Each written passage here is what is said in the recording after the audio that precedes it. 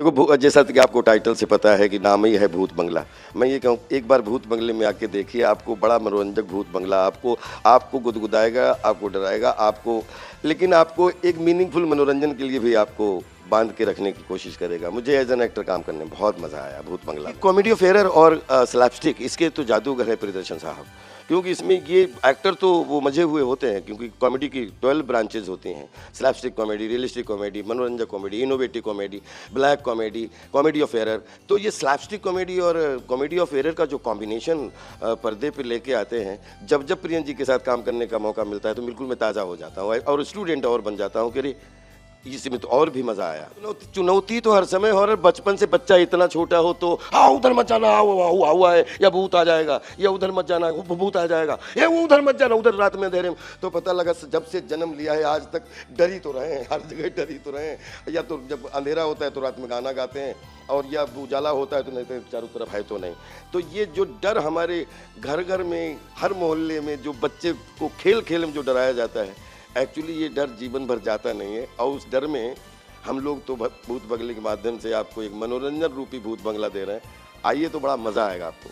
प्रियदर्शन जी के साथ काम करके हमेशा नया हो जाता हूँ, क्योंकि प्रियदर्शन जी हिमसेल्फ एक इतने अच्छे एक्टर हैं, इतनी अच्छी उनकी टाइमिंग है, और उन्होंने जिस तरीके से अलग अलग वैरायटी भरे, मतलब साउथ और भारतीय सिनेमा के अलग अलग एक्टरों के साथ अलग अलग तरीके से उन्होंने काम किया, एक नहीं कई सारी फिल्मों उसका प्रमाण है।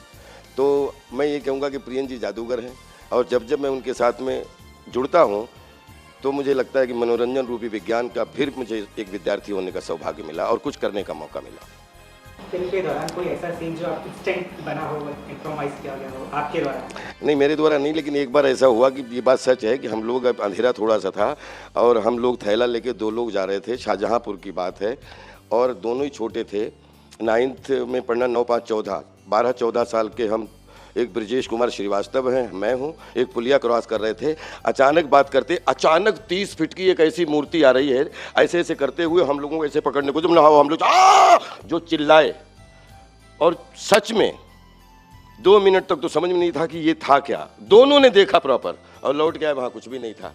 तब से मुझे ऐसा लगता है कि कहीं न कहीं आपका नुकसान कुछ नहीं हो, लेकिन कहीं न कहीं हवा में नेगेटिव पॉजिटिव आत्माएं तो रहती हैं, बोलते हैं हवा के रूप में रहती हैं, और उनका अपना जो है, जैसे 50,000 धरतियां हैं, कहीं न कहीं तो सबका निवास है। जो एक बार जन्म ले चुका है वो आत्मा तो बन चुका है।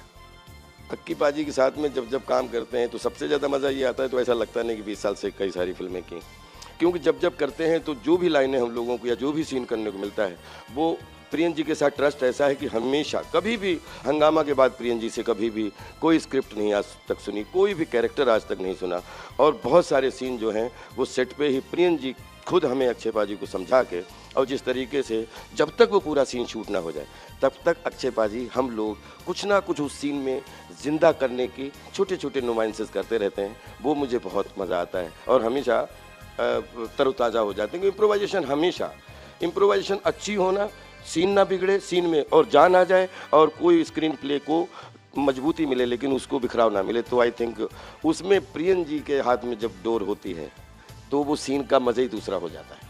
परेश जी पोस्टर में दिखे, असरानी जी भी पोस्टर में दिखे, इनका कितना फिल्म में? असरानी साहब के साथ तो खैर परेश भाई तो एक बड़े भाई की तरह हैं और थिएटर से हैं, और उन्होंने देश में थिएटर की बहुत बड़ी सेवा की है और आज भी कर रहे हैं, और फिल्म इंडस्ट्री की बहुत सेवा की है।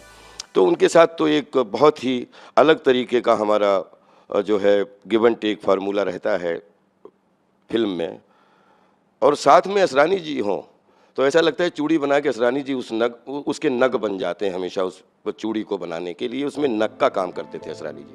असरानी साहब के साथ में क्या बोलूं कि फट्टा टाकीज़ में उनको शोले के रूप में देखा, कहाँ फट्टा टाकीज़ शुरू करके कभी सोचा नहीं था कि पिछले 20 साल असरानी जी के साथ एक नहीं 20 फिल्म में काम करने का सौभाग्य मिलेगा। और असरानी जी ने उनके जैसा ग्रेट एंटरटेनर भी नहीं देखा, जिन्होंने 250-250 लोगों की यूनिट बिठा के 1-1 घंटे खुद इम्प्रोवाइज़ करके जो है कुछ दिनों पहले तक। और आज असरानी साहब हम लोगों के बीच में नहीं हैं, लेकिन एक दिन सबको ही जाना है। ये फिल्म, ये चरित्र सब उनकी याद में है, पूरी जनता खूब इसका एंजॉय करे, सब उनके लिए ये समर्पित है। और कि उनकी अंतिम फिल्म ये थी और उनके जाने के पहले उनके साथ में स्क्रीन शेयर करने का सौभाग्य मिला। बस आप जहाँ भी रहें, लव यू।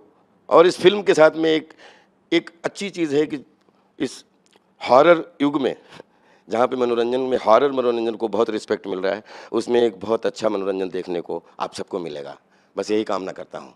आखिरी में आपको व्यक्तिगत रूप से कॉमेडी या हॉरर ज़्यादा क्या पसंद है? अभिनय, 3 डायमेंशनल अभिनय। दुनिया का कोई भी कैरेक्टर हो उसको